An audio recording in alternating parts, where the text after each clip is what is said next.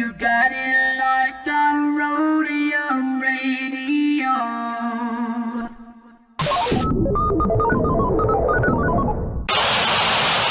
Hey Tony, drop that. What, please? I bet.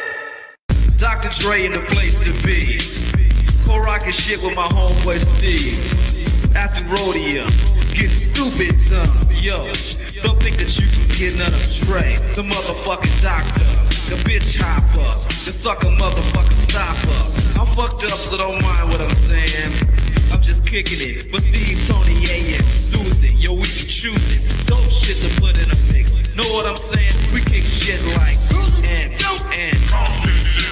that's a fact. And if your shit ain't in a mix, you know it's whack. And that ain't no bullshit. I'm kicking facts on a serious tip. Word up, Dr. Dre's in full effect doing serious damage, boy. Tony A. Tony A. When you're ready, go.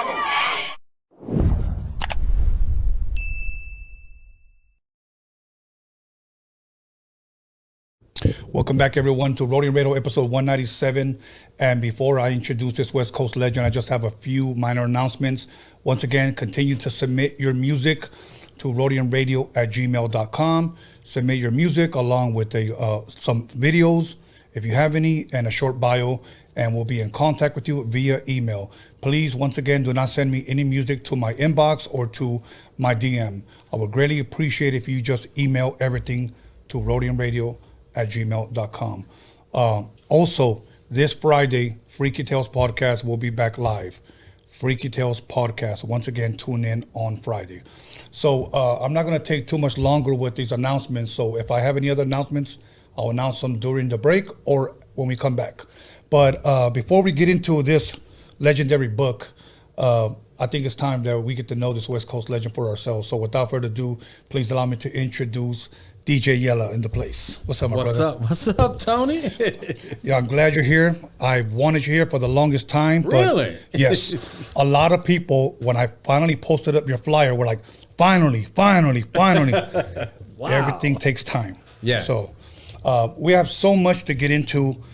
I almost don't even know where to start because the body of work that follows you, that you've created, is just so much to capture in one interview. Yeah. So we're gonna try. Oh yeah. So we can knock some of it out. Yeah, exactly. So now, without getting into, because I usually ask people, you're a sports guy, what do you like to watch on TV? I want to get directly into your history. Where is DJ Yella originally from? Like, where were you raised at?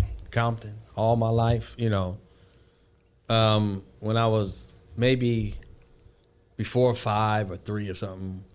We lived in Compton. Then, you know, after 9 kids, my mother and father finally got divorced. After I got one sister under me, I'm the youngest boy. So after that, you know, we moved to L.A. for a little while with my grandmother, and then ended up moving back to Compton with my mother. So I was born and raised in Compton. Okay. Now, here's an interesting question that I've been wanting to ask you. You said you had 9 siblings, you know. Yeah. What type of music would you say your mother and your father raised you with? What would they play at home while you were just a kid? Not my mother, because I didn't get to me, I didn't get to grow up with my dad. Okay. Everybody above me did. They get the pictures together, you know, all of them got the suits. I didn't get none of that. I didn't even have any baby pictures. Me and my sister under me. It just, I guess when it got towards us, it was the end of the road or something. So, yeah. But the music I used to listen to was from my brothers. Yeah. You know, the 70s, 60s, 70s, Hendrix, you know, just everything, you know, all the, you know, back then there wasn't really just R&B or funk. It was all mixed together. Some of the rock and roll songs was hits back, you know, so it was all kind of mixed up. So I grew up around a lot of music, not just this kind of music, you know, War. I mean, you know, my brother had a band and they used to play War, all, you know, all that stuff, Sly Stone. So, you know, the real funk. Right. Okay. Santana. Oh, yeah. They used to kill it. Growing up in Compton, did you play any sports at all? Yeah, I played baseball. I played baseball 5 years in a row. And I was a real good pitcher because I had an arm. And I played for 5 straight, you know, from minor league to the middle and then the senior league. Okay. But once I get ready to play in high school, I was like, work or baseball? I chose work, you know, just because, you know, we was poor, you know. I had to buy my own school clothes and all that stuff. So baseball take up all your day, practice. I couldn't do that. So I just let it go. Okay. Now, growing up in Compton, at that time, you growing up maybe in, well, they call it middle school today, but junior high, yes, and high school, was gang violence at that time at an all-time high? No, it was, you know, just a small, you know who the gang members were, and usually they didn't even go to the school. Okay. You know, they hang out after school. It wasn't very many, I mean, a handful. That was it. It wasn't populated yet. It just, there's some gang members, but you really didn't call them gang members. They were just the ones that dressed like that, and you know, everybody else dressed this way. So it was very small when I grew up. Okay. Now, we know you're a DJ Yella, and we know you were part of the Wrecking Crew, but let me ask you this, because like I asked Joe Cooley this question. I said, who inspired you to want to get on the turntables? What was it? And he shared with me his story, but I wanted to ask you, as being a DJ, you know, I saw Grandmaster Flash on TV. Oh, okay. And I was just amazed at what he was doing, how he was just picking up the needles and you know. And then the next person I saw live was Calvin Anderson, the owner of VIP Records, brother, a guy named King Tim. Oh, okay. And he was cutting, you know, Run DMC records. Yeah. And then as an early teenager, I saw Joe Cooley cutting up Let's Work from Prince. Yeah. Who would you say that motivated you or inspired you to become a DJ? You know something? When I became a DJ, there was no other DJs in LA. I mean, you know, just club DJs, but there was, you know, because there was no YouTube, TikTok, and you can't Google a DJ. You know, of course, Grandmaster Flash, just listening to the Wheels of Steel. Yes. When that came out, that was probably more of it, because I really never thought about being a DJ. It just happened. Like when I was like in junior high school, my brother got married, and he wanted me, I didn't know it was DJing at the time, to play the music for the reception. And it was 8-track tapes. But the night before, I pre-set them to the hit on each album, and that's how I DJ'd. I put one in, the song over, pull it out. But I didn't know it was DJing. But I never thought nothing about it until I got out of high school, and it just like came natural to me. I didn't see any DJs. I didn't hear. None of that. I just did it, and then because I DJ'd in the Wrecking Crew 2 to 3 years before Dre even came around. Because I was DJing in the club, me and DJ Unknown. Okay. Oh yeah. Okay. And now, what club was this one? Eve After Dark at the time. Then when Dre came, it changed to the Penthouse. Okay. Yeah. Okay. And you know what? That was part of the story that Joe Cooley said, that he would be outside and he would see you guys spin. Yeah. You know, and he goes, and that's what encouraged me to be a DJ. And to me, because that's one of my all-time favorite, you know, DJs is Joe, when he pretended to cut and scratching. Oh yeah. Now, so you were DJing at this club. Now, a lot of people may know or may not know. I don't know if they call him Unknown DJ or DJ Unknown. I call him DJ Unknown, but it's Unknown DJ. Okay, same thing. How did you meet him? Because to me, he's also a legend. I mean, he had his record label, Techno Hop. Yeah, this was years before that. Yeah, I mean, he was already a DJ in the club, and there was a guy named that was the main DJ was Dr. Rock. That's who was at the Eve After Dark. Okay. But when I came, I DJ'd after Rock, because Rock had from 12 to 2. That was the prime time on club night. He was there only 1 week. That next weekend, he was gone. So I was put into the 12 o'clock prime time. I've just, and I just held mine. I just held, but Unknown started together, just everything. We used to do mixtapes, bootleg records, all kind of stuff. We do mixtapes when they was really mixtapes. And these was before the Roadium days. Yes. I mean, real mixtapes, and sell them inside the club. And we did all that kind of stuff. You making money. Yeah. And, you know, trying to make some money. Okay. Now, as far as DJing at that time, how old were you? Had to be 20, maybe. Okay. 19, 20. It was about a year after high school, I think. Okay. Yeah, because I couldn't even get into the Carolina West. You had to be 21. So I know it was before that. Okay. Now, I interviewed Lonzo here. Mm-hmm. And he had told me that, if I'm correct, he had flown over Davey D from New York. Yeah. This Curtis Blow. Yes. Yep. And he said that, he goes, now, I'm going to take his word for it unless you give me a different story. Mm-hmm. He has said, Davey D is the one that taught Yella and Dre how to scratch. Well, he got half of it right. Okay. Dre wasn't there.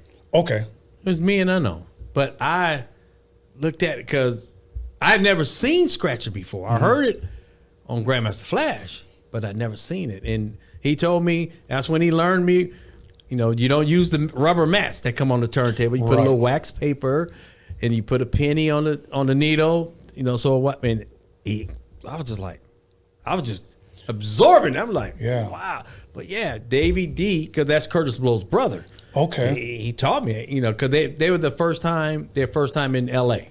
Okay. And this was like at least 2 years before Dre. At least.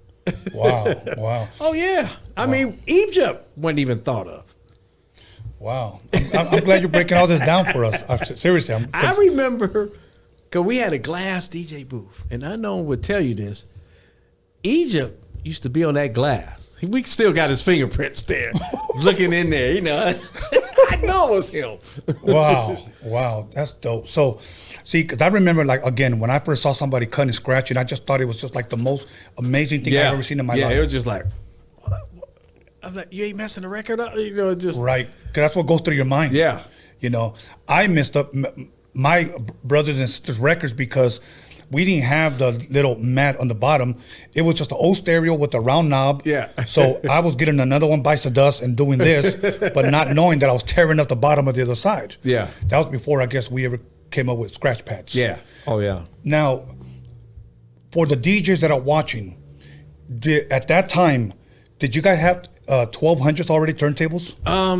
When I got to the club, it was belt drives. Okay. Because the 1200s when it went to direct drives. Right. So they was pretty good as long as you put the wax paper on. Right. And I started on a Newmark with a knob. Oh, really? That's what we DJ'd all the time in the club was with a knob. Never the fader. Wow. Oh, wow. yeah. You know, my brother, you may remember this club. He used to DJ at a club in Long Beach. It was first called Noah's Ark.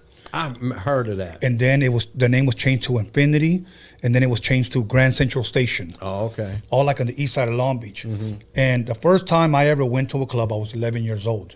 I had just graduated to 6th grade, and I always wanted to go because he used to always buy records from Steve Yano. Yeah. So I want to go with you. And he said, get your grades together, graduate to 6th grade, and I'll take you to the club because it was an 18 and over club. Oh, okay. So I went. He plays a record, runs outside before the manager got there, opens the door, and he was bumping Ray Parker Jr. Still in the Groove. Okay. You know, so I'm like, wow, this is amazing. Okay, but back then they already had 1200s, and this was in the 80s. Yeah. But he had the round fader as well. Yeah. And it was weird because most people when they're spinning, they're holding their and they're turning it. He used to do it like this, almost like if he was praying. Mm-hmm. And he used to close his eyes and listen to it and then start spinning the knob. It was weird. Like, what's this? Yeah. Like, I've never seen it that way. Yeah. We just the knob. We just learned it. Yes. So at home, practicing how to scratch on a home stereo, when I got to the club again, I used to practice with the round one. Yeah. So now when I scratch, it almost looks like I'm still turning. Yeah. So habit. Yes. Now, at what point in time did you say, you know what, I'm going to get my own stuff. I'm going to practice at home, or did you always have the club to practice at? It was always the club. Okay. I never had equipment. Never. Never took it home. Nothing. And I didn't even go practice. Never. It just right there.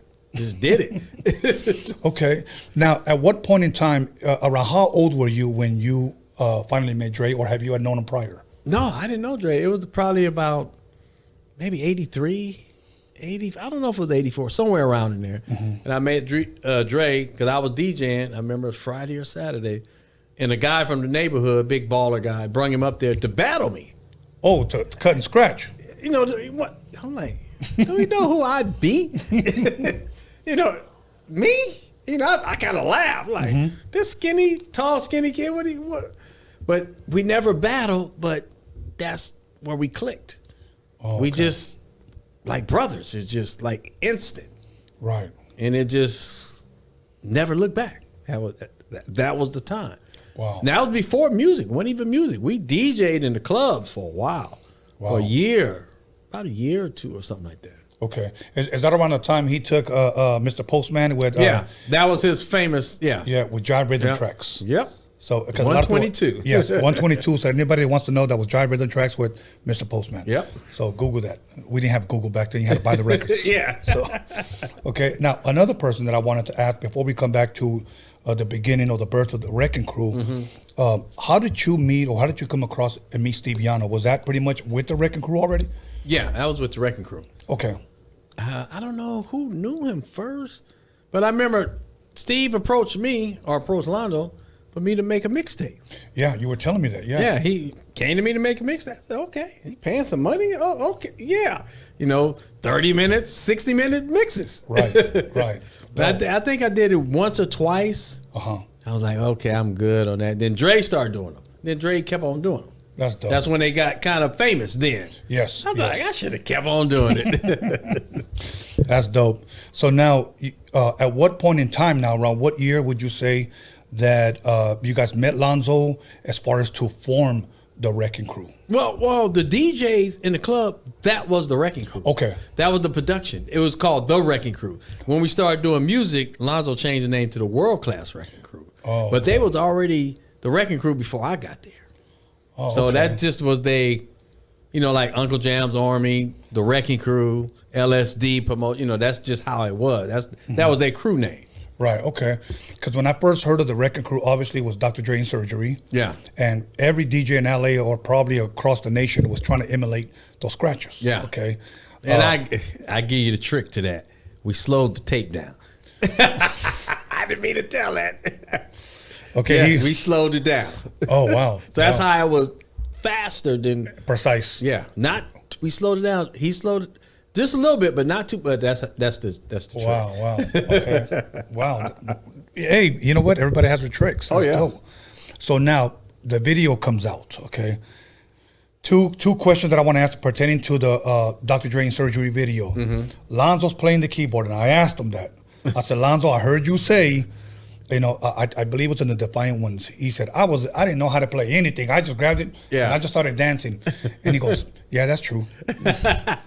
He goes, I just wanted to look good. Yeah. So he did. Now, I knew that, if I'm correct, Clientele did the vinyl.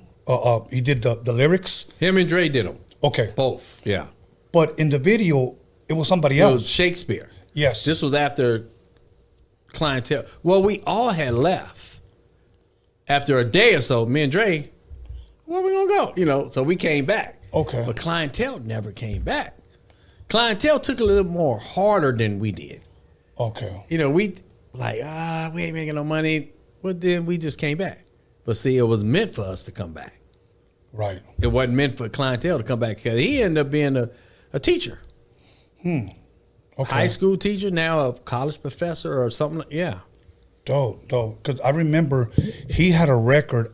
Him and Joe Cooley, I guess, got reacquainted. Oh, okay. And they came out with a record themselves. Oh, okay. You know, but now when the Wrecking Crew came out, I know Lonzo was telling me some of the groups that you guys were opening up for. Do you have any recollection or any memories of some of the groups that you guys used to open up for? Oh, man, Morris Day. I mean, a lot of the Fly Girl, Boogie Boys, the big groups that had hits, we did shows with in the Wrecking Crew. In the Wrecking Crew days, yeah. I mean, it was like so many, you know, Rapping Duke, It was like Force MDs. Force MDs, yeah. Man, we. Yeah. Oh, yeah. What was that? Tears by Force MDs. Yeah. Oh my God, That's a great song. Yeah. Do you guys remember? See if you remember. Do you remember performing here at Big John's in Carson? There was a place called Big, right in front of across the street from Scottsdale. Scottsdale. I used to go to the movie in Scottsdale. Okay. When I was little, I used to ride the bus down to Avalon. Yeah, go that's to it. Scottsdale. That's it. Across the street in the 80s, there was a hall called Big John's. Really? And everybody, Wrecking Crew's going to be there. So I showed up, and there you guys were, but it was so crowded, they didn't allow me to go in. Wow, really? Yeah, but from the door, I'm able to see, because I just wanted to see the Wrecking Crew. Yeah. You know? It's so funny. It's a very small world. Yeah. Man. Now, let me ask you, because you said Morris Day. Did you ever meet Prince? Never. I had this girl. She was older than me. Back then, she would have been a cougar. I was 13 years younger. But she took me to the Prince concert when it was at the Forum, when he was there like a week or so, in the Purple Rain tour. We sat first row in the center. I got on stage with Sheila E. Because doing her show, she picked somebody to bring on stage. Oh, wow. And it was me. She kept looking at me the whole night. I'm like, why does she keep looking at me? She liked me. And then pulled me on stage. So I never got to meet Prince. But that was the closest. Wow. That's the only artist really that, pertaining to that type of music that I just love, bro. Yeah, he was, because he could play all the instruments. Yes. I mean, he was a great performer, great music, everything.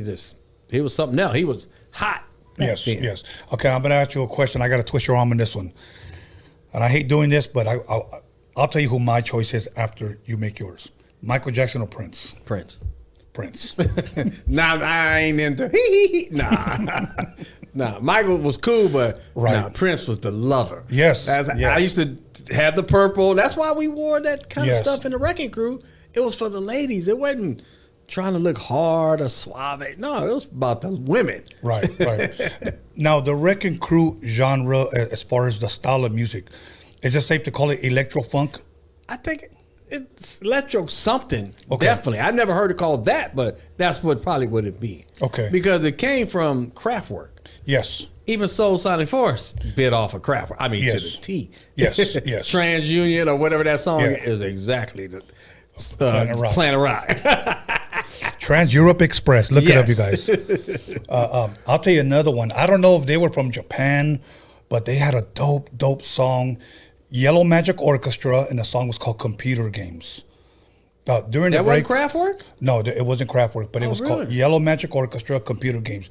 And it just had this crazy electronic feel, and then it goes into almost like some, I don't want to offend nobody. I don't know if it was either considered Japanese or Chinese style music, but it was almost like electro. Oh, okay. And that was one of my boys back in the days, Boogaloo Shrimp, Michael Chambers, Turbo from Breaking. Oh, yeah. He's from the neighborhood. Mm-hmm. And that was his favorite song to pop to. And, of course, some of the Wrecking Crew stuff. Yeah. Wow. But so now that album comes out. Now, Lonzo said, and I don't have any problem with calling him the godfather of West Coast hip hop. The only reason... he may be the grandfather. Okay. The only reason why I kind of side with him is because of this. Because I asked him this when I interviewed him. Mm-hmm. Why? And he said, because I'm the only one on the West Coast that has ever put out an album as far as like a rap album. He said, it wasn't Uncle Jam's Army. No, I don't think they did it. Yeah, he goes, it was us. We had the album. Yeah.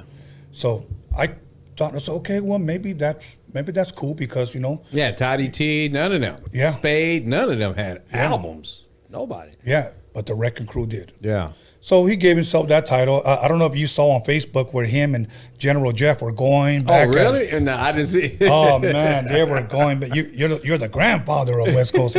Like they were going at it. But it was hilarious. But, much love to Lonzo. So now as far as Uncle Jam's Army, I asked Lonzo, did you ever go to any of their shows, any of their functions? He said, yeah. Did you ever attend any of theirs? Not attended. We went, we'd be at the club and when they had the sports arena dances, we go up there early, check it out, and then we left, because we had to go back to the club. I never went to just we went there a couple of times to different shows, and that was it. Because that was our natural rivals. Yes. Just like the Dodgers and the Giants.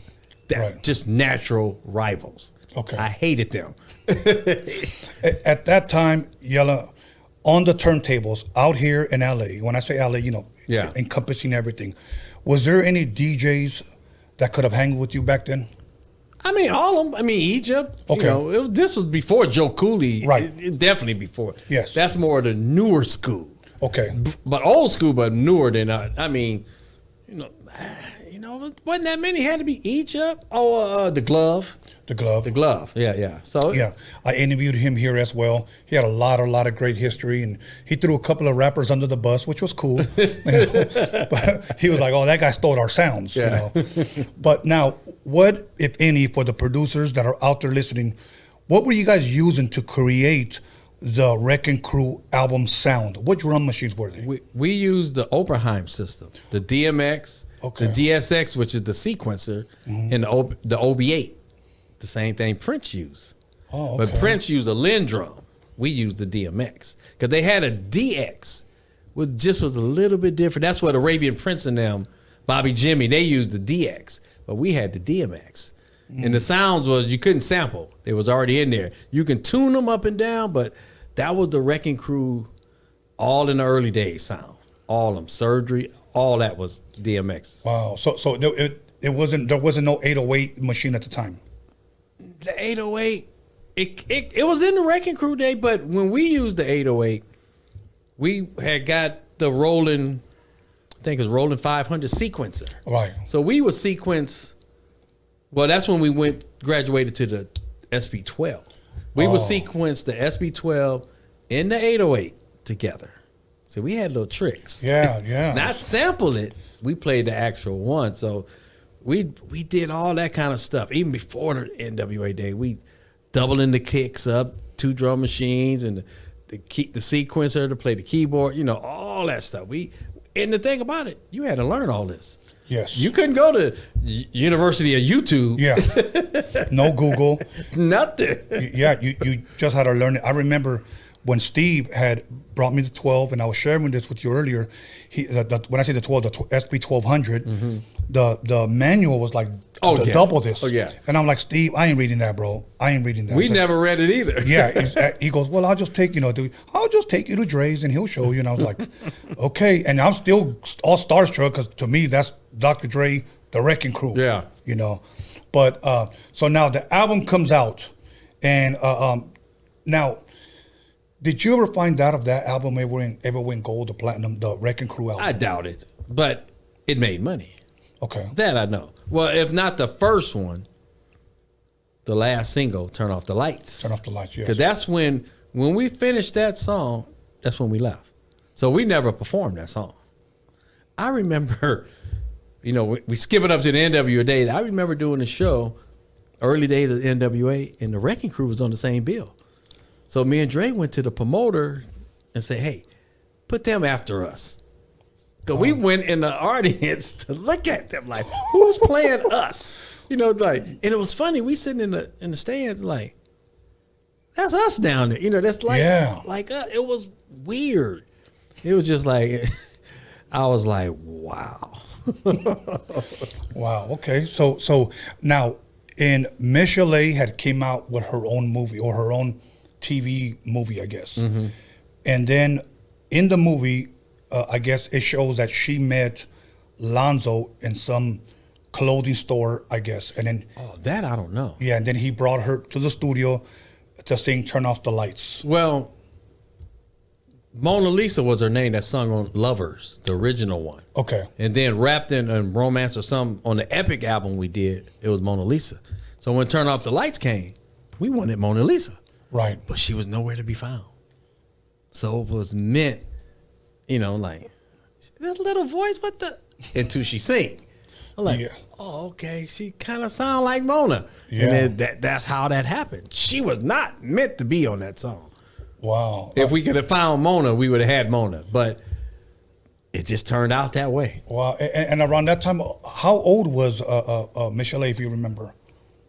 I don't know. Maybe 20, 21. I don't know if she's 21. I don't know. Right. Okay. She was kind of young, not just out of high school, but she Right. was young. So and then that single's released and it goes through the roof. And Everybody. we was gone. Wow. We wasn't even there. So we didn't collect on that. We didn't collect on this. We didn't collect on the other stuff. You know, even when I see Lonzo today, I don't even talk about that. It's just that's water under the bridge. Yeah, it's over. All good. Listen, we're going to go ahead and take a 10-minute break. Man, there's just so much going through my head that I want to ask you. I even want to talk about what kind of needles you guys used to use because that's how much of a turntable geek I am. But, remember to ask me that because I got to remember. I know what it is. Okay, most definitely. So we're going to take a 10-minute break. We're going to come right back, and then we're going to pick up and dive into how NWA was formed. Okay, so everybody, once again, call somebody, text somebody, slap the shit out of somebody, let them know that DJ Yella is in the building. Make sure you guys check out his book and check out the breaks on where to get it. And straight out of Compton, my Untold story by DJ Yella. See you back in 10 minutes. Hey, how you doing? It's me, Little Easy E, Eric Wright, and a lot of you know me, know I like to smile. And to thank for my beautiful smile, I want to thank Occidental.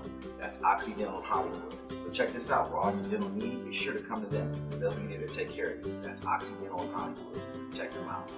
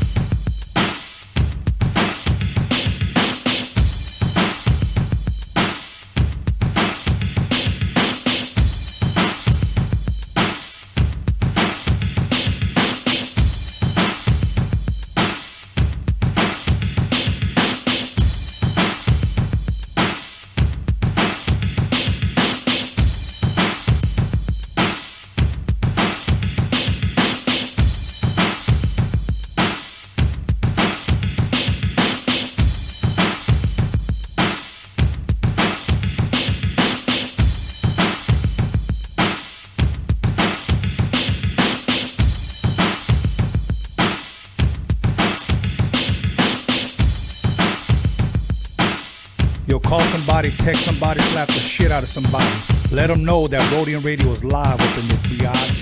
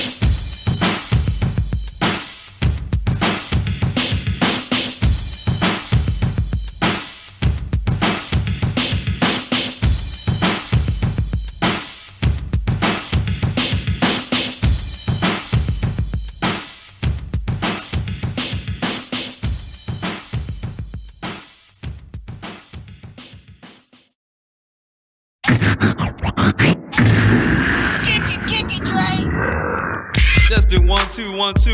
Right about now, Eazy-E and Dr. Dre's in the motherfucking house. Times are getting crazy, it's really hard to choose it.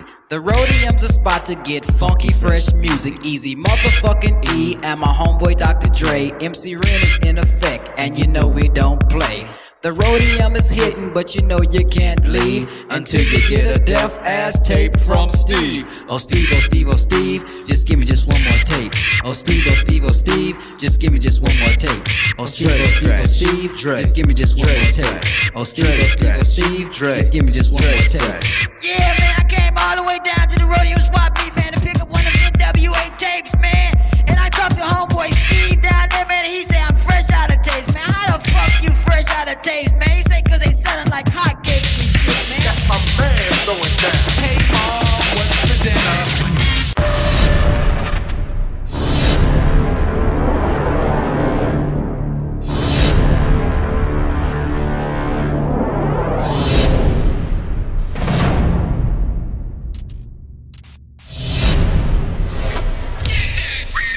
Yo, this is how I see it, Tony A, chilling at the Roadium with my homeboy Steve. Be on the lookout for our new 12-inch, the shit is dope. Yo, I like to say what's up to my homeboy Dre, my homeboy Prince of Jazz, and the girls with the big ol' ass. So Trip, I'm about to bust one more time to let y'all niggas know just what's on my mind. In the morning, police at my door. Fresh Adidas squeak across my bathroom floor. Out my back window, I make my escape. Didn't even get a chance to grab my old school tape. Mad with no music, but happy cause free. And the street to a player is the place to be. Got a knot in my pocket weighing at least a grand.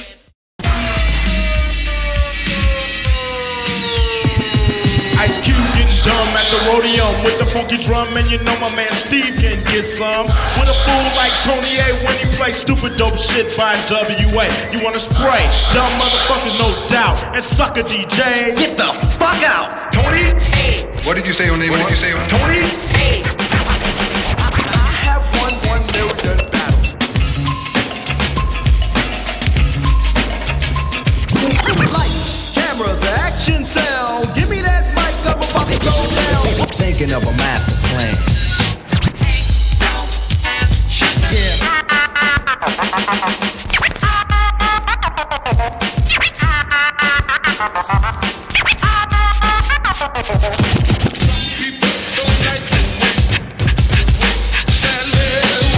This story's funny.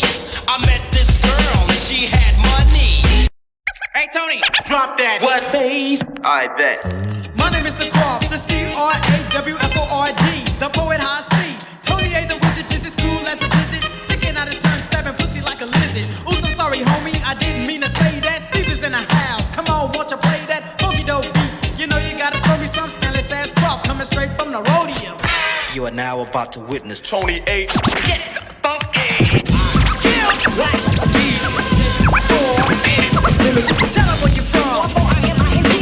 You don't like how I'm living? Well, fuck you. Cool on a Saturday night in LA. Yo, feeling kinda fancy. Stop what you're doing, cause I'm about to ruin the image and the style that you used to. What the hell are you looking for? Can a young man make money anymore? Where my jewels are like freaking on the floor? Or is it my job to make sure I'm poor? Disruption, disorder, will nourish, not justify. Those that live at the FBI, look at mama's baby. Yo, right about now, Dr. Dre is in effect.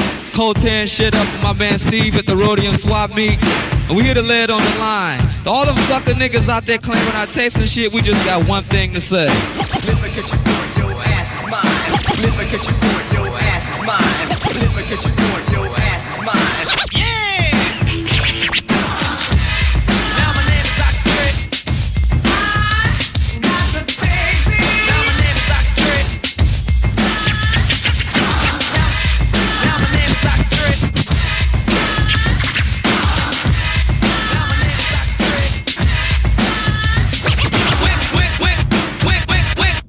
Went to a party in West LA.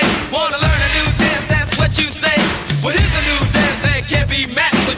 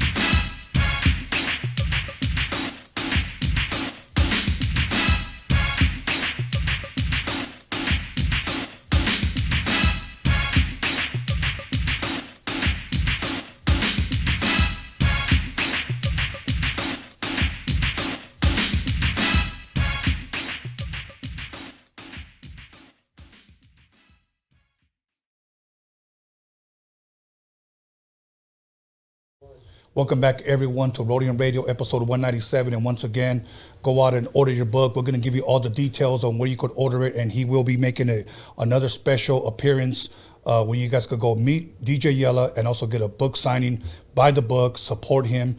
But before we get into all the details of where he's going to be at next, we're going to jump right back into it with DJ Yella. What's up? What's up, Tony? Hey. Oh, my brother, I'm glad you're here, man. You know, yeah, I always get geeked out for these type of interviews because whenever it has anything to do with drum machines, turntables, needles, vinyl, I'm like that guy, you know. So, yeah. But now, you guys, you were saying that Turn Off the Light came out. Mm-hmm. You guys already left, and when I say you guys, you and Dre. Yeah. Okay. What was your guys' next move from there? Was it NWA immediate or? It was. We did Turn Off the Lights. Then I went and got a job for 3 months. Okay. And then Dre and Cube and stuff, they did the Boys in Hood. They had already did the Boys in Hood and, you know, just getting started. And then Dre came to me and said, hey, we finna make this super group. You should come with us. Okay. So me and him from the Wrecking Crew, Cube from CIA, which was a part of the Wrecking Crew, and then Arabian from his own solo stuff. Yeah. And then E and Ren. So we kind of made a super group. Oh, wow. Wow. Because today, and you know who came up with the name? Who's that? A guy named Yomo. Yomo and Marky. I made an album from them. He came up with the name NWA. Really? You know what? You know who shared that name with me before? Ren. I don't know if that's Ren's homie or just he knows him, but he said, yeah, Yomo and Marky. And that was Cube knew him, all that. Oh, yeah. Wow. They went to the same school as Cube, Taft. Okay. Yeah. So they had already did, if I'm correct, because Steve had shown me 3 songs. LA is the Place, Fat Girl on My Jock, and Boys in the Hood. Yeah. And Steve kept telling me, Boys in the Hood is their song. I'm going to play it. You're going to see the people. Yeah, because the other 2 was Rendezvous and a couple of other people rapping. Right. But Boys in the Hood was the one. Boys in the Hood was the one. Now, let me share with you my story on how I met Dre. Mm-hmm. I was sharing with you earlier how Steve had given me my first job at 11 years old selling records with them. I worked with them from maybe till I was 13 years old. Mm-hmm. Then he went from the Vermont Swamp Meet, that's where we were, across the street from Ascot and Gardena. Mm-hmm. He went to the Roadium. I couldn't go because my mom sold at the Vermont. Oh, okay. So it was 86, a mixtape that my friend played in high school, and he said, you need to check out this mixtape. The only thing I knew about mixtapes, I was doing pause button mixtapes, you know. Yeah. And it was called 86 in the Mix, so I hear Dr. Dre, Steve Yano, the Roadium. Yeah. I'm like, okay, that's got to be Steve right there. How in the hell does he know this DJ God named, Dr. Dre from the World Class? And it just wasn't the Wrecking Crew; it was the World Class. Yeah. So I asked one of my friends, my boy Angel. I said, can you give me a ride to the Roadium, man? I want to see if Steve remembers me. I'm 19, or I'm about to turn 19 at the time. 1987. I walk up, and to my surprise, Dre was there. I see Steve, and in back of him, I see Dre, and I'm like, oh, shoot, that's him. And there was 2 other guys there. Steve asked me, what are you doing now? And I said, I'm DJing now. He said, well, let me see you go off. And I said, you got turntables? He had 2 1200s and a Newmark. Yeah. So I started cutting everything. After I got off of there, Dre came up to me and told me you did a good job. And for him to tell me that, I thought that was something amazing. So then he goes, I'm going to introduce you to my cousin. This is Jinx. Jinx might have been maybe 16 or something like that. This was the time when Jinx told me he just moved in with me. I guess that's when Dre had just moved in, left Compton or whatever. Because Jinx lived on the corner, and then Cube stayed like 2 houses away, right off of Van Ness. So then the next guy was, they go, this is Eric. And I said, what's up, man? And I remember I looked at his shoes. He had like some Nike Air Force One type of shoes. And I'm looking at his shoes, and I tell Steve this. Hey, man, that guy still has his price tag on his shoes. Maybe you might want to tell you might want to tell him. Yeah. And Dre had a hat with his price tag still hanging up. And I just kept looking, and I wanted to tell him, hey, man, the price sticker's still. But Steve was like, that's just the way he wears them. And I was like, oh, okay, but he still has a price on him. That's just the way. It took me a while to get used to that new style. So Dre gives me Jinx's number, and he goes, we stay here. Steve's coming over. We're doing another mixtape. Just come on through, man, because Jinx is doing producing a record for Calvin Anderson, the owner of VIP Records, and he may need some scratching. Maybe you can do it. So that was actually my first record, 1987, produced by Jinx, and the rapper was Dazzy D. Oh, Dazzy D. Wow. So, yeah. So that's how I met Eric. So which I didn't know was Eazy-E. So that's how I met those guys. Then Steve, maybe a couple of months later, invites me to Audio Achievements. And then when I met you, you were just a real quiet guy, though. You really didn't say too much, you know. But I was like, oh shit, that's Yella. But you know what was crazy? Because when I saw you there at Audio Achievements, I thought you looked older on the Wrecking Crew album. So you got younger. Makeup. So, but I was like, wow. And then I met Rand. He was kind of quiet too, you know. But I really enjoyed the times that I was able to go there with Steve, and I was just. And that was like a privilege. Yes. It wasn't many people in this. The movie make it seem like it was not a lot of people in the studio. Right. At all. And I remember Dre had played. He goes, "Tell me, what do you think about this?" Because he knew I was doing the mixtapes now. And he plays boom, boom, dude, get that shit.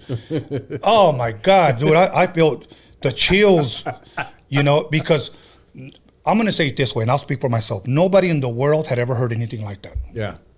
So for me, being a DJ and being a mixtape guy now, I'm like. But see, that's where we came from, mixing. Yeah. That's why we had all the stuff in the breaks, and it was like DJs mixing on the song. Yes. So you come in with this group. You guys formed NWA. My question to you is, how did you guys find Audio Achievements to record at? It was we went there in the Wrecking Crew days. Oh, I didn't know that. Yeah, all the Wrecking Crew was Audio Achievements. Okay. And it was before Donovan had the big Trident board. We the one that bought that board. Okay. At first, he had 3 separate boards to make 24 tracks. Wow. And we did all the Wrecking Crew there. Surgery was done there. Juice, all the songs. Wow, man! Because I remember I met Donovan. Hey, what's up? How you doing, Tony? Yeah. You know, and then Mike. And then when I heard him talk, I'm like, okay, that's that NWA guy. You know, but man, I for me just to go there with Steve, I remember I was like a fly in the wall. I was just absorbing. I met Hutch Above the Law, Code 27 there. I met Cocaine there. I met so many people there, just Laylaw. Yeah. And remember that one guy, rest in peace, I know he passed away, security, JC or JD.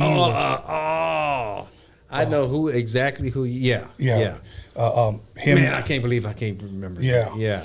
And then if I'm... KJ, exactly. I met Doc there, the DOC there. And sad to say, much respect to Doc, every time I saw him, he was drunk. He was drunk. Heck of a writer, but drunk. Yes. So and then Steve calls me up and it tells me, hey, NWA is performing at Anaheim Celebrity Theater. Celebrity. Our only LA appearance. Really? The only one. It was 2 nights. Ice-T was there. Was you there on the first night or the second night? The gang night or... One night it got turned out. It was the gang night because I remember Dre stopped the music and he said, if those motherfuckers want to fight, bring them up on stage. So, and I was like, that dude got balls. You know? Because everybody was throwing up their Compton hat, throwing up the C. That was our only LA shows. I want to say it was probably March 24th, 1988. It was probably that year. It was somewhere. Yeah, it was before our tour in '89. Okay. Yeah. And I remember because I saw Mixmaster Spade was there with King T. Yeah. King T was performing his Act the Fool album. I saw Aladdin on the turntables. I saw Pooh on the drum. And then the deal. Ice-T was there? Yes, Ice-T, I believe, was the headliner. Yeah. One night we were the headliner. Okay. And the next night he was the headliner. Okay. I went on the night when he was the headliner. Okay. And I saw DOC, he performed. I think he opened up for everyone at the time. He was so drunk, I remember he walked off the wrong side of the stage. So yeah, but great times, man. And I remember... You was privileged. Yes, I was. I mean, not saying this, we all that, but it's just, you got in some good time. Yes. I mean, real quality time. Yes. That people can't talk about. You're absolutely right. So we go backstage... And that's where I met Jerry Heller, wearing a black trench coat. You know? and I remember he goes, who are these guys right here? And Dre goes like, oh, this is Steve Yano. This is Tony. He's a DJ. I'm like, all right. You know, that was pretty much it. But he was like a real serious individual. I didn't really get to know Jerry till maybe like in the late 90s. Oh, okay. You know, but I met him there. Trying to see who else was there because somebody else performed. You know who else was there? Everlast. Do you remember Everlast? I remember the name. He was signed to a Rhyme Syndicate. Ice-T people. Yes. Okay. Yes. He did a rap. I guess he was rapping to DOCUMIXERY. Oh, okay. Yeah, so I remember he performed. Nobody was into it because he looked like back then he looked kind of like a Vanilla Ice. He had the pompadour and everything. So, but yeah, the only LA appearance. Wow. Yeah. That was amazing, man. And I always tell people that story, man. I said, you never seen NWA. Yeah. You've never seen NWA perform. And I got to see it. And I remember when all you guys at one point were doing the same dance routine. Do you remember that one? There was a certain part of Yeah, it was on Easy's part. Yes. Yeah. Yes. Time to get stupid. Wow. Now here's another one that I remembered. When you guys would leave the stage and run through the crowd, there was that Yeah, that was a 45 or whatever. The 45 King or whatever. Yeah, 45. Like yeah. Yeah, and then I remember I started seeing Dr. Dre and Ned Lover use that on Yo MTV Raps. Yeah. They used to do the dance because to it. we got it from the Wrecking Crew. We performed. Yes. You know, not just stand there and hold the mic and no, we try to do a performance. It all that came from the early days, even from DJing. You know, we try to find ways to perform because we used to do doodles, you know, dances, but we always had little steps and something. We try to. It was like a performance to us. Right.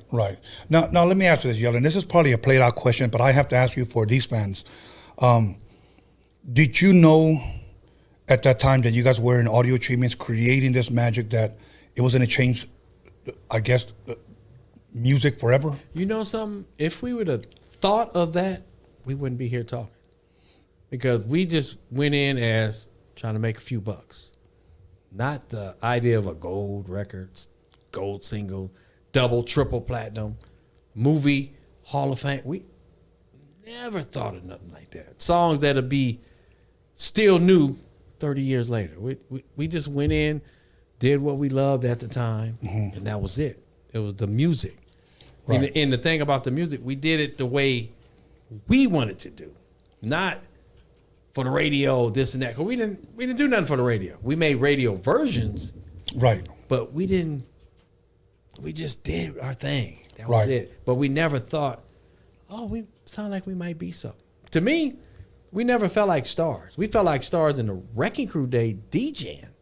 Right. Not in NWA because we was coming back with so much hits, you know. Yeah. It just, Ruthless was only 4 years of hits. That's all it was. Seemed like it was longer, but it was not.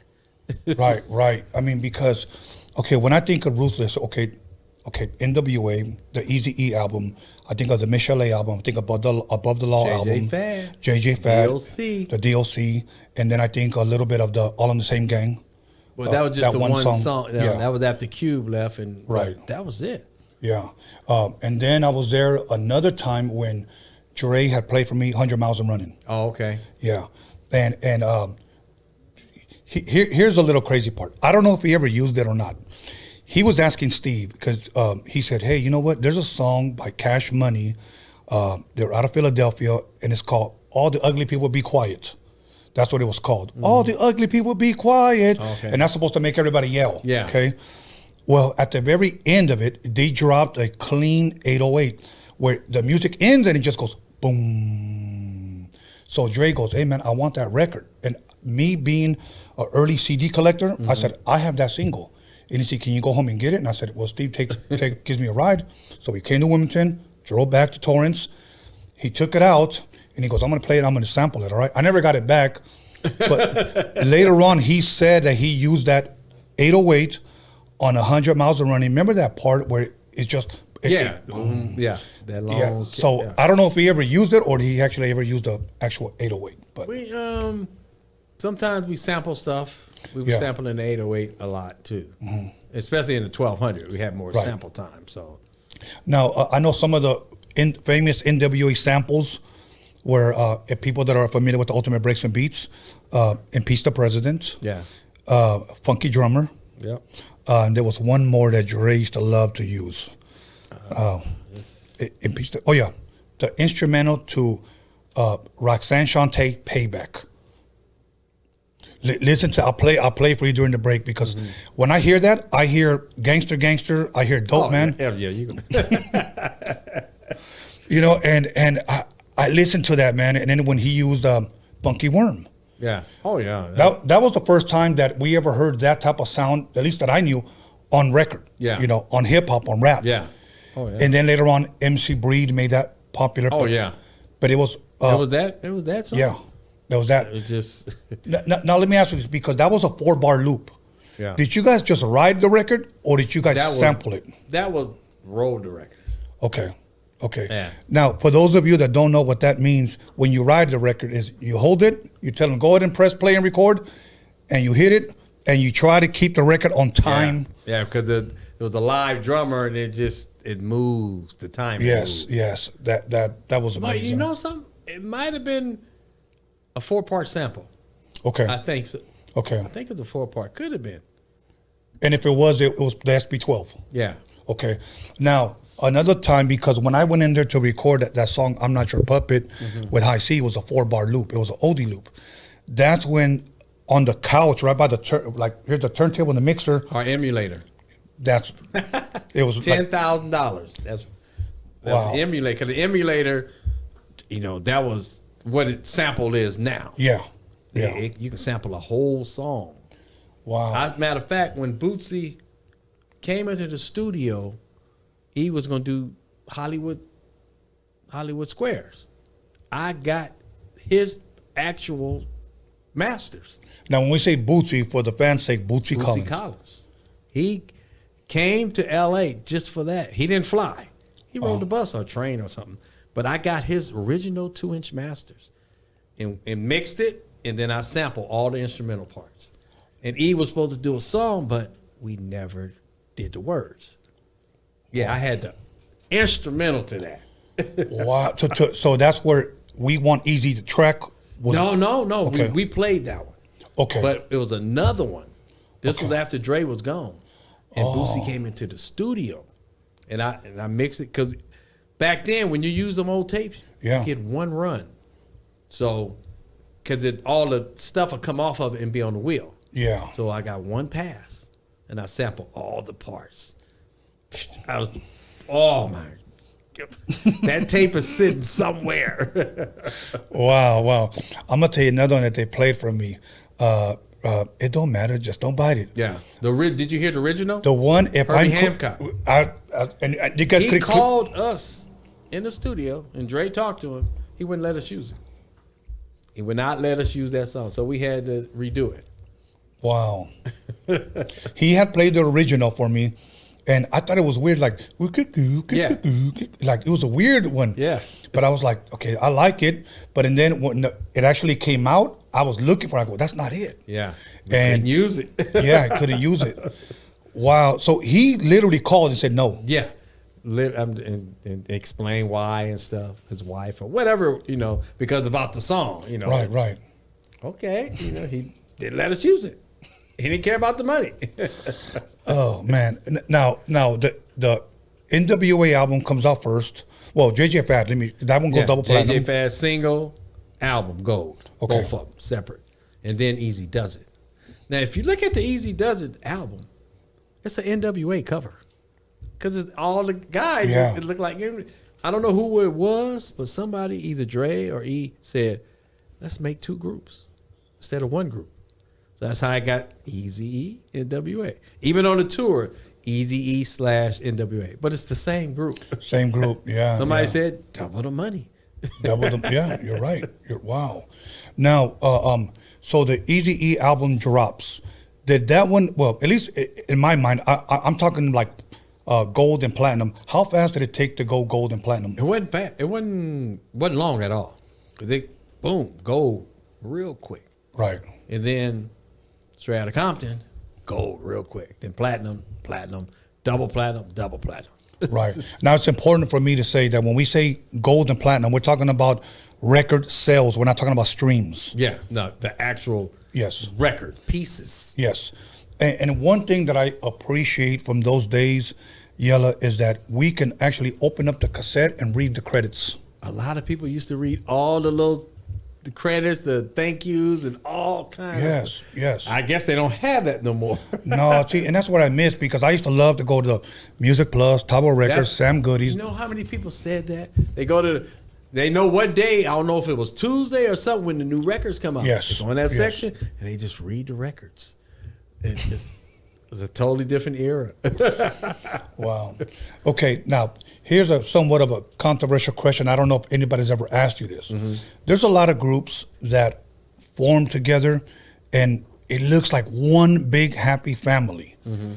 But when you interview them individually, many people would say, oh, man, they never really got along. They just worked together. Yeah. Was that the Not case? us. Okay. Even during the breakups, even when Cube left and Dre, I'd say it wasn't a breakup. When Dre left, it just dissolved. We never had arguments. Nobody. Cussing out, never. Yeah. The problem was the inner circle is us. Perfect. But it's the ones on the outside. Looking in, Yeah. seeing what they can get, what they can do in people's ear. That's what broke up everything. I'm telling you, that's what did it. You know, now, for the people that, once again, that are part of this generation, many people, artists today, get hated on via social media, okay?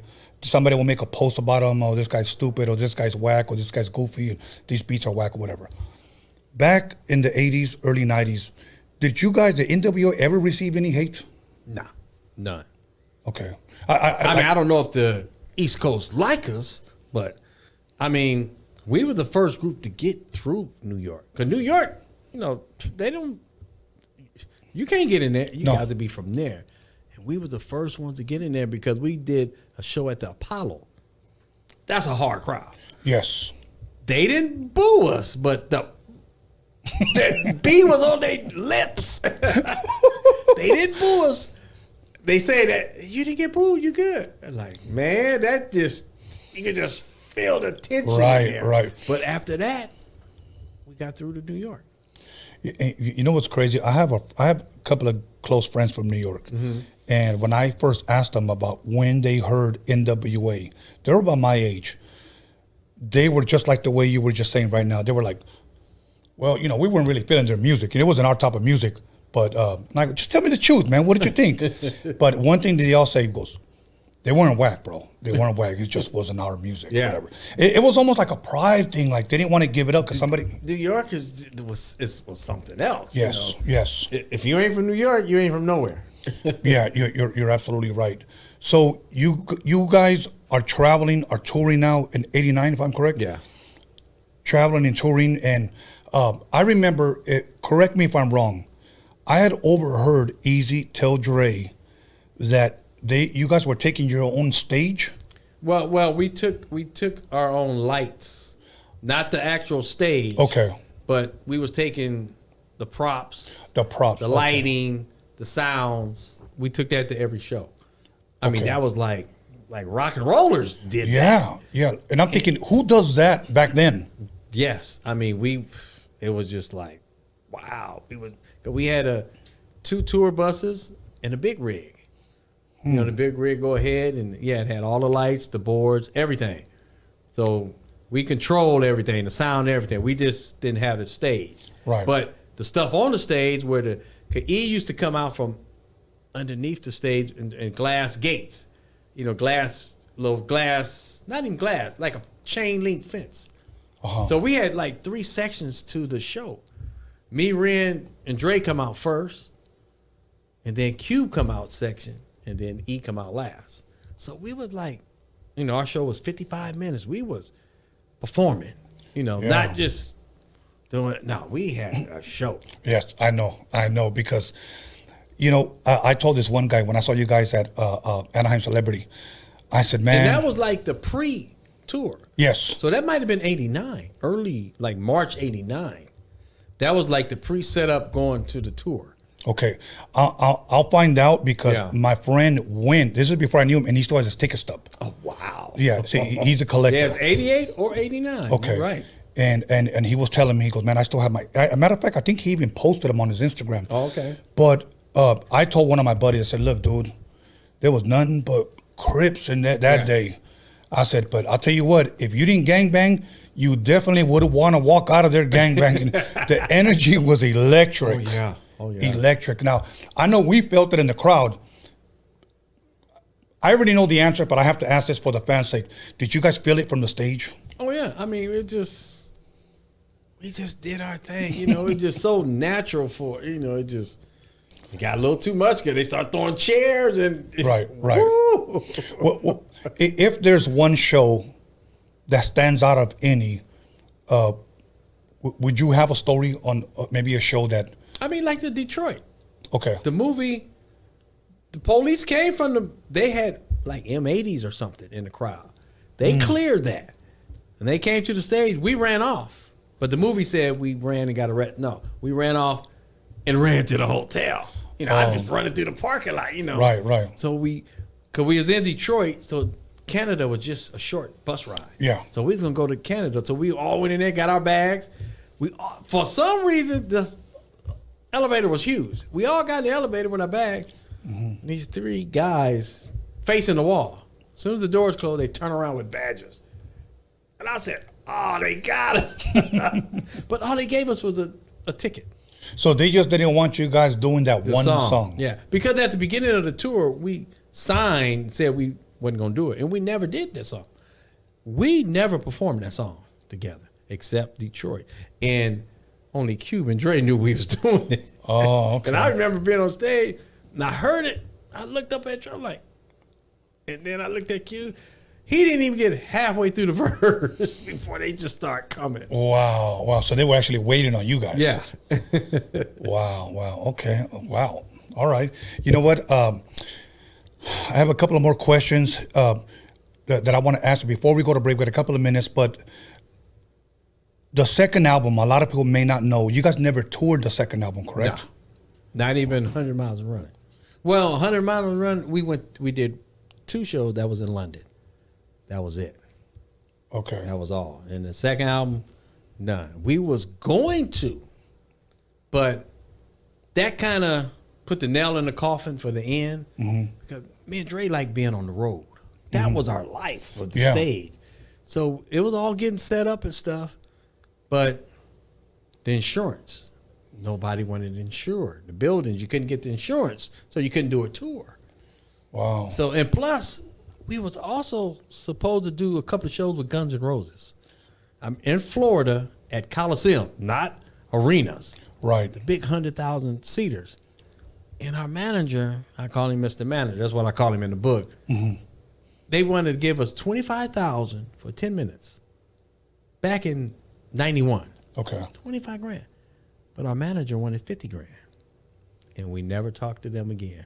That was the nail in the coffin right there. Wow. So here we have, okay, just to go over this before we go to break, we had the Easy Does It album, then we had the NWA album, then we had the 100 Miles and Run EP, if I'm correct, and then we had the Niggas for Life album. But they put the NWA in the Posse, because Priority when they got it from McCullough, they brung that out in between the downtime. Because that, you know, just like it was a new album. It was the old. Right. It was the old stuff and the Posse, yeah. Now, that album, the second album, the album cover, to me, what I thought was classic, because they had all you guys on the floor and the spirits coming up. Whose idea was that? I don't, you know, I don't know. Maybe one of the little art guys or something. Okay. But they, you know, we actually went in like a whole, that picture is like a movie. Yes. In one frame. Me and E was the only one that was there. Ren, there was nobody. It was just regular people, stunt people in there. But that's why I put my arm out, and you can see my bracelet in E's face. I'm like, we're gonna lay on this ground. We're gonna be seen somehow. But that was like a full movie in one shot. But people don't know this. The second album blows the first one out the water. Production wise, we grew up on production. Yes. We graduated. Yes. Totally different stuff. We didn't use the samples. Yeah. Not very many. But Straight Outta Compton was the original. Yes. You just can't replace it. Now, was it because Cube wasn't there? How much better that would have been, but I don't know. But that was a better album. Yes. Okay, out of the first Easy E album, the 1st one, the Easy Does It. If I had to twist your arm, your favorite song out of the whole album? On that one, Still Talking. The opening song. I was about to say, easily I approach the microphone. Oh my God. That was Doc's writing. Really? Because Doc had, we went easy. That was Doc's writing. Wow. Because the first earlier stuff, A-Ball and all that, that was Cube and Ren. Straight Outta Compton and the Police song, that was Ren. I did not know that was Ren. But the other stuff was, you could hear the Doc, because it was that flow. Right. And right. Easy, and E can rap it better than the other stuff for Right, some right. reason. We can get more lines out of him instead of punching every few words. Now, the first NWA album, which one was your favorite, if you have one? Compton in the House. I don't know why. It's one of the older ones. Yeah. But it's just something, I like that song. Yeah, I'm just, boom, boom, boom, boom. I'm trying to remember that. Boom, boom, boom, boom. It's all 808. Boom, boom. Compton's in the house. Yeah. To the people, that one. That's when Dre and Ren rap together. Yeah, man. You know what? And I'm trying to see, to me, like, we play Name That Tune. Yeah. I'm trying to remember the kick and the snare where that came from. So, but now the second NWA album, which one would you say? I'll tell you mine first. The Days Are Way Back. Yeah, I like that one too. I'd rather. The Bootsy track, my God, it's hard to top that one. Yeah, that's. You know what? When I heard that, fact, me and Lou E do that song in shows. So wow, it's just. I like The Days Are Way Back too, because that was a sample, Yes. one of the rare samples we used on that album. Yes, it was just a. Yes. Cold. Wow. Okay, we're going to go ahead and take a 10-minute break. We're going to come right back, and then we're going to promote this record. We're going to talk a little bit about the movie, where you're going to be at, where people can go meet you, where you can sign it, where they can buy it, all that good stuff. So we'll be back. So once again, everybody, call somebody, text somebody. You know the rest. DJ Yella is in the building. Once again, he'll be signing Saturday. So come back for more details, okay? So check out in the commercials. See you in a minute.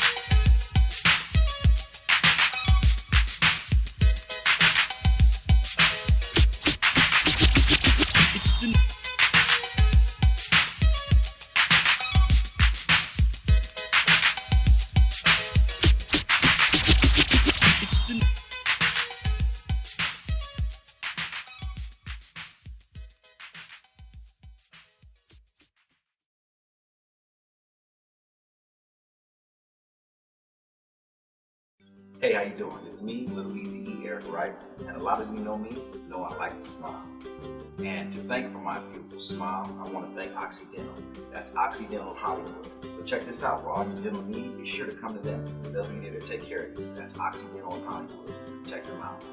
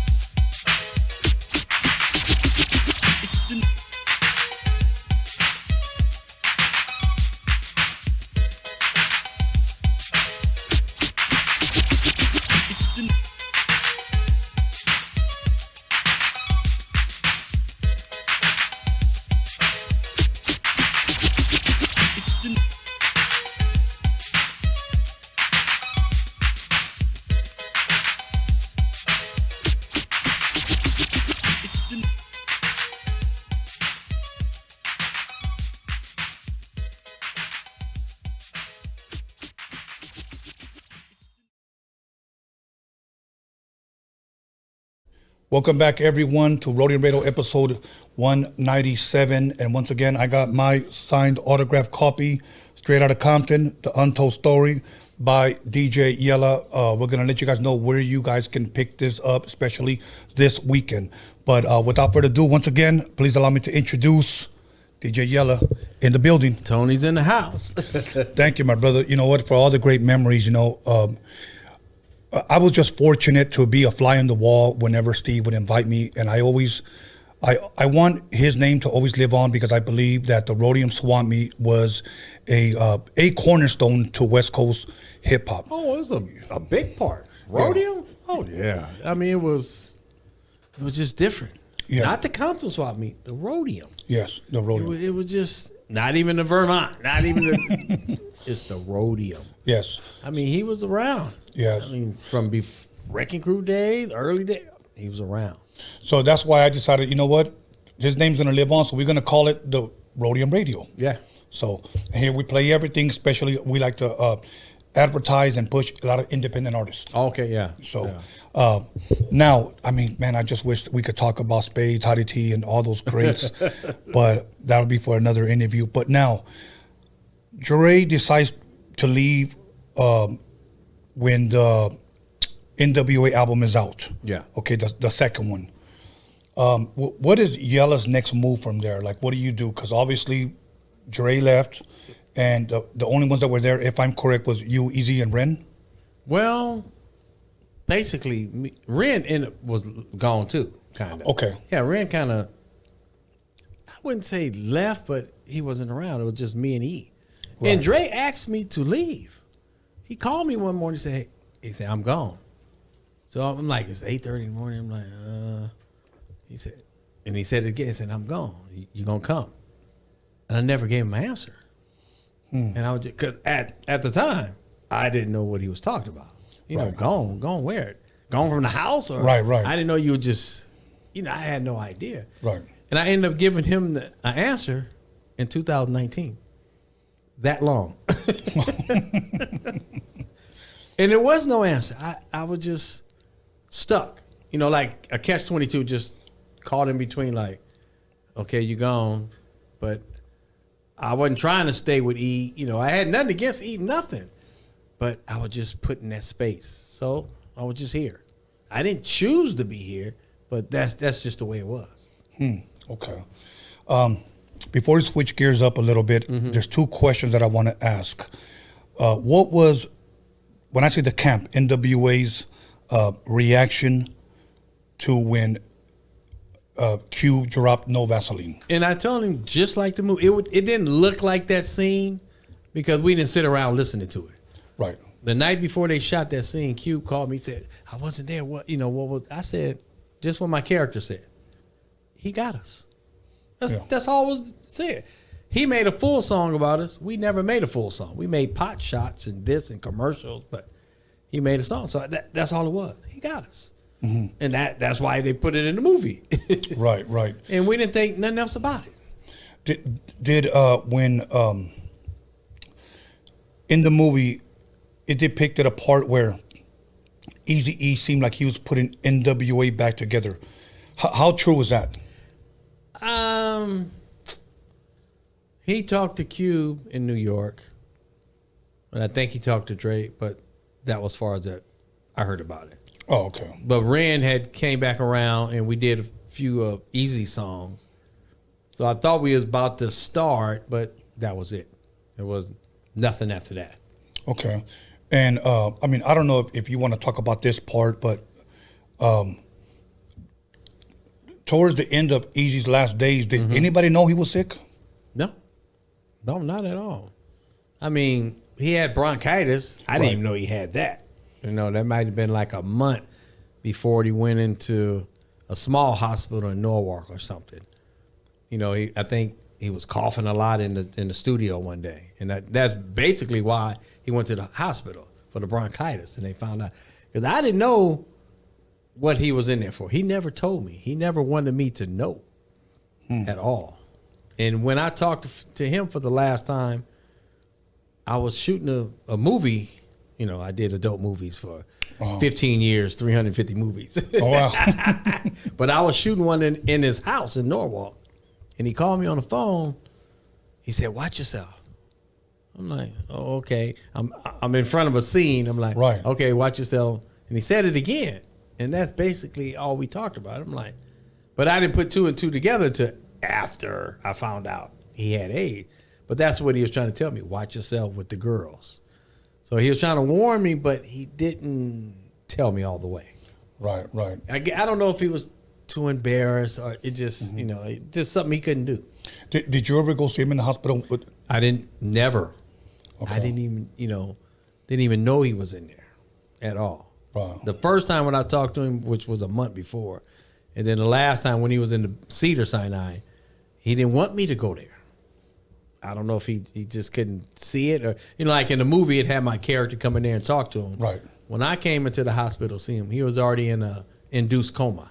That was after the surgery. So I never got to talk to him in the hospital. So that's why I tell people the movie was about 60 to 70%, right. And the other one, you just had to Hollywood it, make it look more than what it was. Right. Okay. Now, when the idea of the movie came up, was everybody in favor of it? I didn't know about it until after the deal was done. Oh, okay. I didn't know until maybe before they were shooting when they came to me.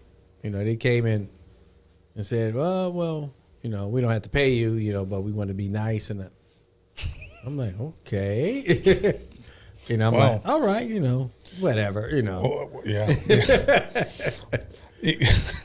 Overall, I like the movie though. Yeah, I like the movie. The movie is amazing to see a big company make a movie about us, right? From where we came from. I mean, just 5 kids from the ghetto. Just like a real movie, and it was amazing to see on the big screen the crowd scenes and the shows. I was like, we was that big looking. Yeah.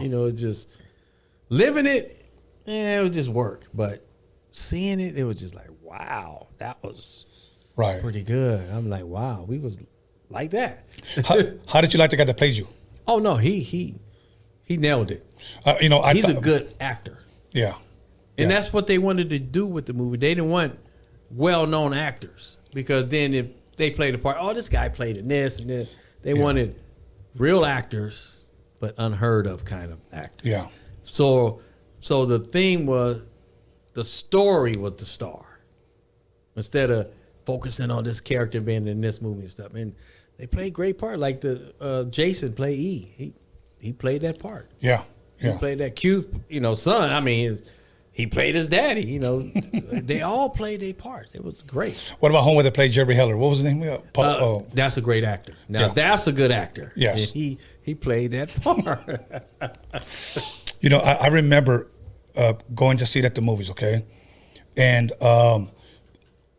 to me it was so good because out of all 8 Mile,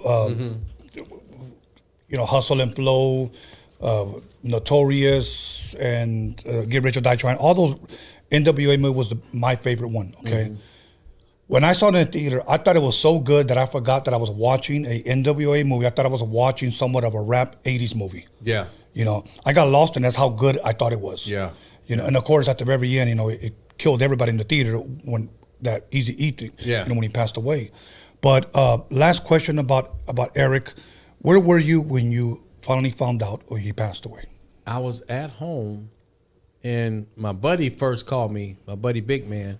He called me and said, he passed. And it didn't kind of hit me yet until later on that day, because he had already kind of passed before it was told. Okay. He was already gone. And when the lawyer told me, that's when it hit. And I knew then, when I got off the phone, I said, I know he's coming to visit me. I knew that. I did not want to stay at home and sleep alone. I remember that. And he came and visited me. And I was just like, I don't know if it was a vision or a deep dream, but we flying and we touching fingertips, flying like this. And we just talking, I can't remember. And I remember I looked this way, You know, I'm just looking around. We flying through the air. Like, I mean, it was so real. And he tell me, I got to go. You know, I'm going to be all right and stuff. And I'm looking around. He was gone. Never seen him again. Wow. He was just telling me, no, I got to go. Yeah. Maybe that's just his way of saying goodbye. I guess. Yeah. Oh, yeah. Yeah, I had just pulled up the Steviano studio in Alhambra, and I believe it was 92.3 The Beat. Theo had just announced it. Oh, really? Yeah, and they played We Want Easy. Oh, okay. And I just remember seeing him perform that song, you know, at the Celebrity. And I was like, damn. Like, yeah. But, oh, yeah. Oh, well. So now let's talk a little bit about your book. What can people expect out of this book? What motivated you to write a book? Was it the movie itself? Or? No, it wasn't a movie. It was during the whole, it took a year and a half during the whole pandemic. Yeah. And God just told me to write the book. I never read a novel, open one, ever in my life. I did my school, 12 years, and that's it. But it gave me the detail, and I just started my life from 4 or 5 years old to 2020. Everything, before Wrecking Crew, during Wrecking Crew, the beginning of NWA, the breakup, everything, E's funeral. I mean, all the stuff I did. I even went homeless in 2010 for 3.5 years. Wow. Not on the street homeless, but homeless. Yeah. So it's like a lot of missing pieces is in that book. Not a tell-all throwing people under the bus. Nah. Right. I ain't that kind of person. Nah. To make a buck, no. I didn't make it for money. I made it to show how good God was. That he came, bad as I was. I'm thinking I was the worst sinner in the world. Yeah. And he came and got me and saved me. And changed my whole life. I have not looked back. I've been saved for almost 9 years. I have not looked back. Wow. At all. It's my testimony. Your testimony here in this book. So if you guys want to hear his testimony, the book's called Straight Outta Compton, My Untold Story, DJ Yella. And I'm definitely going to check it out. I love reading books. A lot of people that follow me here know that I like to read books. Oh, really? And my other room back there, I got at least about 1,000 books. Oh, wow. Yeah, I like reading a lot, especially. I want you to tell me about what you think. Okay, yeah, most definitely. I will. I actually even read Jerry's Ruthless. Okay. Yeah. I never. Yeah. He signed it to me. He goes, tell me what you think. And I said, okay. So I read it and I told him what I thought. And I actually thought it was pretty good. I told him some things that I'm not going to say on air, but but that was between us. Now let me ask you this about Jerry Heller. Were you guys still friends even though the whole NWA thing? Well, you'll find out in that book. Okay. I mean, you'll really see the problem. This was the problem. In my book, I call him Mr. Manager. I don't say name. This is the problem. He's making 20% off the group. Okay, that's average. That's normal. But he's making 20% off the label. Okay. We was young. E was young. E don't know what's going on. Right. He do. Is it crooked? Is it illegal? Or is it just effed up? Yeah. You're getting both sides. You might be making more than all of us. Yeah. So that's the kind of dealings. And it's in the book. It show you more dealings. Okay. That I laid it out, but I didn't throw him under the bus. I just stated facts. Thank you. That's all I did was this is what happened in my life. Boom, boom, boom, boom. This is what I like to do. My thing was cars and girls. It wasn't drugs. It wasn't alcohol. But nothing. That was my thing. Women. Right. That was my pet peeve. Believe me, I've heard of those movies before. So yeah, but wow, let me ask you: when you went into that direction of being a director, filmmaker for those adult movies, that's what I call them. Adult movies. Yeah, I know you said you like girls. That was your pet peeve and everything. Did you see yourself going in the direction during the NWA days, or did you just say, "I'm not doing nothing. Let me just go ahead and do this"? Or no, this was after Dre left. I started a buddy of mine named Big Man. He brought the idea to E first about shooting movies. Okay. E didn't answer him, or it took too long. He never answered it. He came and asked me the same thing. Oh yeah, all right, let's do it. I went out and bought cameras, still cameras, computers, Everything. Because I jumped in it as like making records. Yeah. Albums. Not, the girl that's good. No. I went in as business. Because I did it for 15 years. Over 350 movies. Wow. And in the day E was buried, all the crowds left from the cemetery, and it was me and a couple of people there. And I stood there right then. I said, I'm done with music. Just like that. I didn't think about it. Never put a thought in. That was it. From then on, I started putting my face on the cover, name. I went into 100% for 15 years. Wow. And I didn't do it because I'm not doing it. I just left music. Right. Even though a year later, a record company came for me to do a solo album. I'm like, I'm not an artist. I don't rap. But they wanted me to do an album. Then at the same time, the courts for Ruthless Records came and wanted me to do E's album. I had E's album in the studio. Never thought nothing about the album. And then Priority came and wanted me to do the first Greatest Hits, NWA. So I'm doing this all at the same time. Wow. And then after that, I've never done music again. Wow. I don't even care for it. So as even right now, you don't even... Not at all. I don't even listen to music. But now I DJ around the world. That's what I wanted to get into. Since I was homeless. And then I got saved. A month later, God put the word DJ in my mind. I haven't DJed since 89. Right. I never wanted to DJ again. He put it in my mind and he set it up. Pioneer sent me free equipment. And I have been to 100 countries in the past 4 years. Wow. I mean, Korea, Vietnam, Bali, Sri Lanka, all over Australia 8 times, the UK. Any place you can think of it on the globe, I've been there. So it's safe to say that God opened the door where you've traveled more than when you were with NWA? I traveled more around the world than NWA did shows in the States. NWA only been to London. That was it. Yeah. I've been literally, I left on a weekday, going to Bahrain, went around to Bali, to Australia, China, and came back. So I went around the world in 2 weeks. Wow. But it was all God. Right. It wasn't me. I never wanted to DJ, but he put it in my mind. Right. And then he put the word, my wife's name. I got married. Within 10 months, I was married.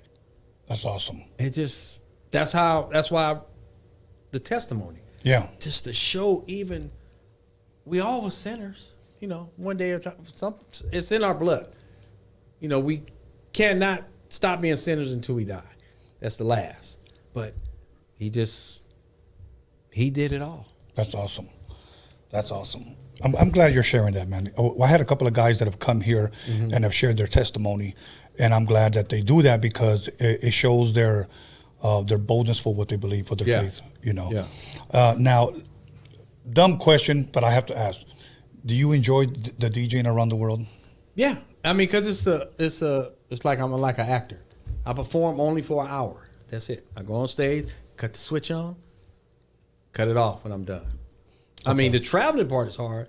25 hours on, and on 2 planes, and a straight flight to Dubai is 19 hours straight. I don't know how you do that.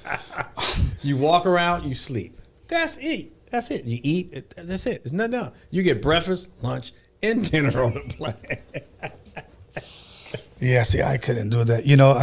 I usually tell my listeners, I say, you know what? I had offers to go to like Australia, Canada, Japan, Germany. How long is the flight? 13 hours. I ain't going. And you know what? And I should have went because those invitations never came back around. Yeah. But outside of the States, they love our 80s, 90s hip hop. Yes. That's what that's all I play in my shows. Yeah. I don't do nothing new. It's just all old school. And they just love it. Do you ever trip out, like what you said, 5 guys out of the ghetto, and in Dubai or wherever you're at, and they love the music? You're like wow, we literally touched the world. I mean, especially since the movie and then the social media was so big. Yes. It went around the world instantly. I would be flying on plane and the movie's playing. I'm like, we must be doing something. I mean, it's just in China. Yeah. Or Vietnam. They rocking to the song. They can't speak English. Yeah. But they know the words. But they know the words. Wow. It's amazing.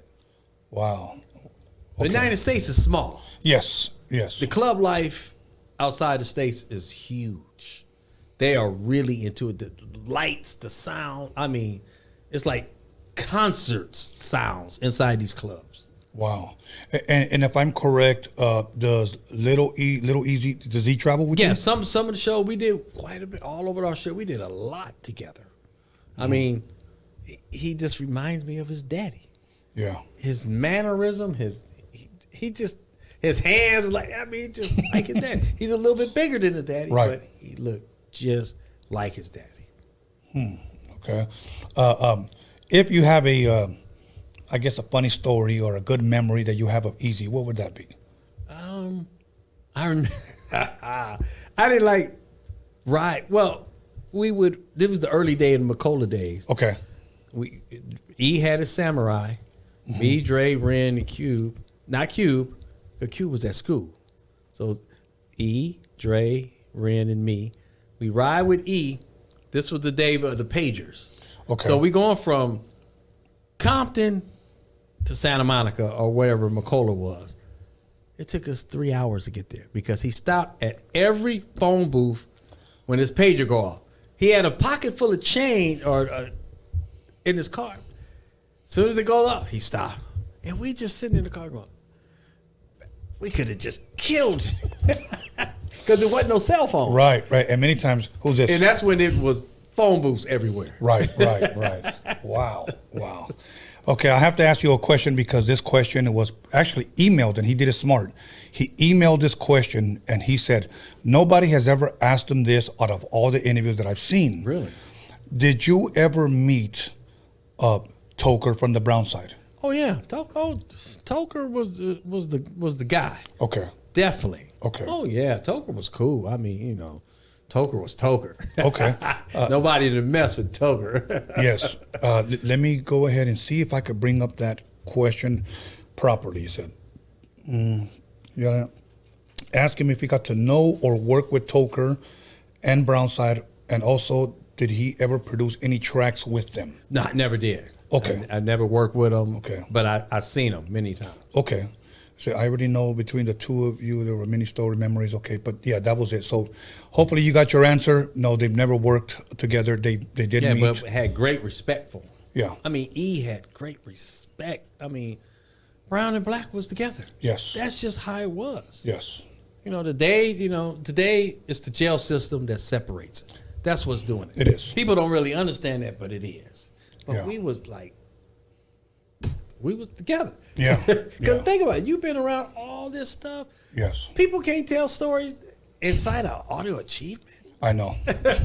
And you know what? I still have a picture standing outside of Audio Treatments. Remember we had that little wood thing outside? Yeah. Yep. I still have that picture. I have a picture sitting on his Triton. Oh, really? Yes. And where he actually he was one of the first people, I believe he was putting stuff on computer already. Yeah, And he was just starting the computer. Yes. And I remember I saw there a 808 that had MIDI. We was one of the first. I don't know if we were the first, but yeah, that's how we synced our 808 with the SP1200 through the MIDI, through the Roland MC500. Wow, wow. We was ahead of our times. Now, let me ask you this for the people that may not know, because to me, Audio Achievement is a museum of memories for me. I had heard that these artists had shown up. Can you name drop possibly some of the artists that have gone there? For an example, I had heard, I wasn't there, Chuck D went there? That I don't know. Okay. I don't remember Chuck. EPMD?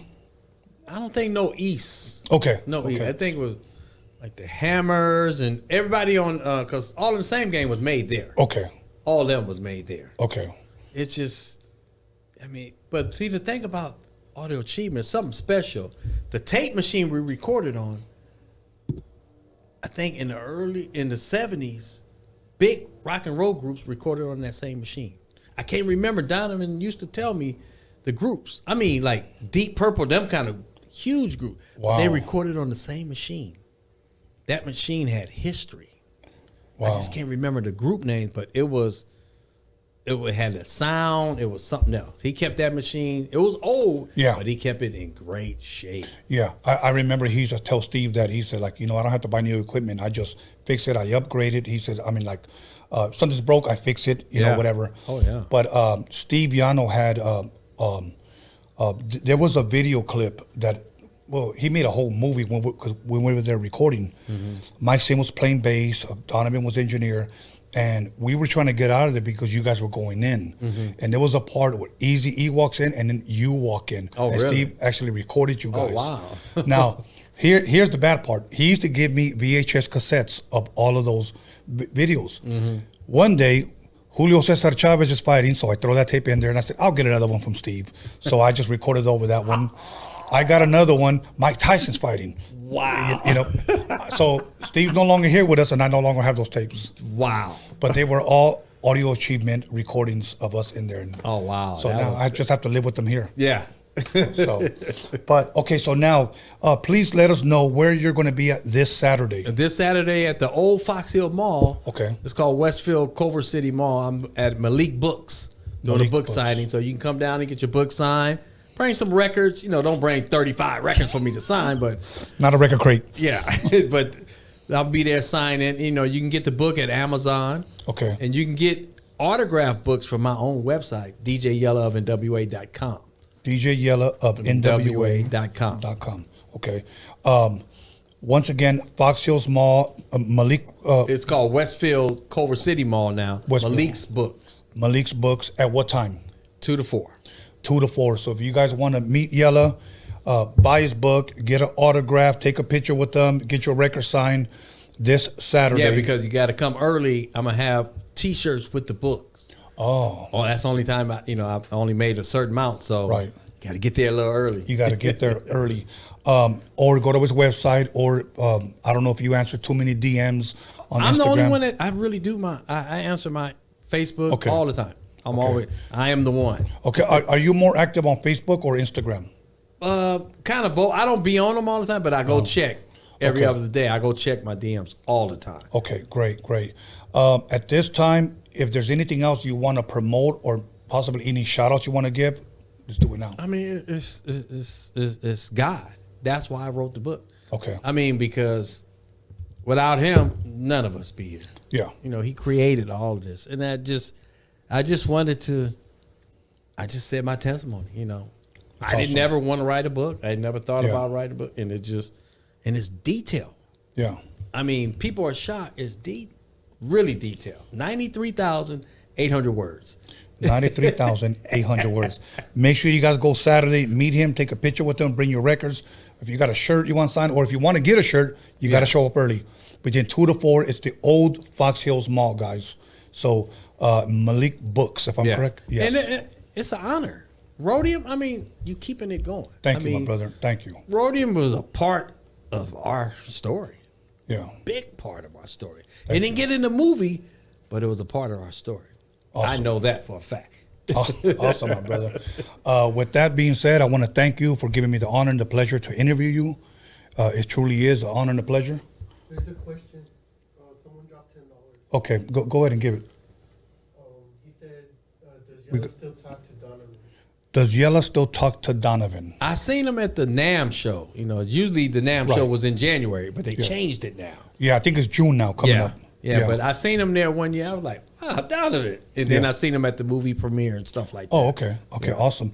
Donovan, for you guys that don't know, was the engineer or the owner of the studio. Owner of the studio. He kind of engineered in the beginning of the Wrecking Crew day, but once me and Dre learned it, was you guys. We mixed everything all by ourselves. Awesome. So hope that answers your question. Thank you for dropping that $10. Other than that, I want to give a shout out once again to Alex Cervantes Enterprise. I want to give a shout out to my boy Omar, DJ Old Boy. I also want to give a shout out to James Jones, not to be confused with Jim Jones. You guys saw his commercial, his dental place. What's it called, brother? Cal Dental. If you guys need to get your grill fixed, hit him up, okay? Cal Dental, you guys seen the commercial. My son B. Scanless and Anthony, the Hip Hop Jedi. And once again, Yella, for coming through and blessing us with this interview. It's an honor. I Yes, mean, thank you, my brother. And keeping it going. thank you. And with this book. I don't want to say goodbye, but you know what? See you guys Sunday. So much love, much respect. Yella, thank you, my brother. Oh, yeah. Thank you.